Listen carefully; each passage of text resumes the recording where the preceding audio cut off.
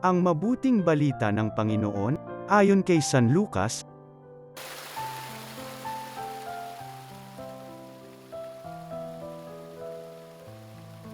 Noong panahong iyon, umalis si Jesus sa sinagoga at nagtungo sa bahay ni Simon.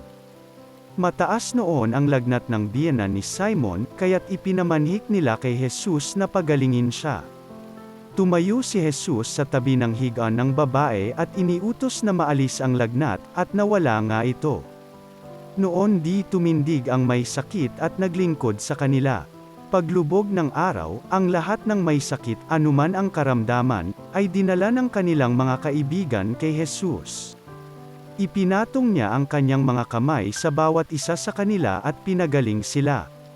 Nagsilabas sa marami ang mga demonyo, sa bagay sigaw, "Ikaw ang anak ng Diyos."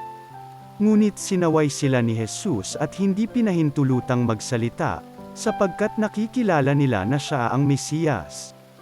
Nang mag-umaga na, umalis si Jesus at nagpunta sa isang ilang na puok. Hinanap siya ng mga tao, at nang matagpuan ay pinakiusapang huwag munang umalis. Subalit sinabi niya, dapat ko ring ipangaral sa ibang bayan ang mabuting balita tungkol sa paghahari ng Diyos, sapagkat iyan ang layunin ng pagkasugo sa akin. At nangaral siya sa mga sinagoga sa Judea. Ang mabuting balita ng Panginoon.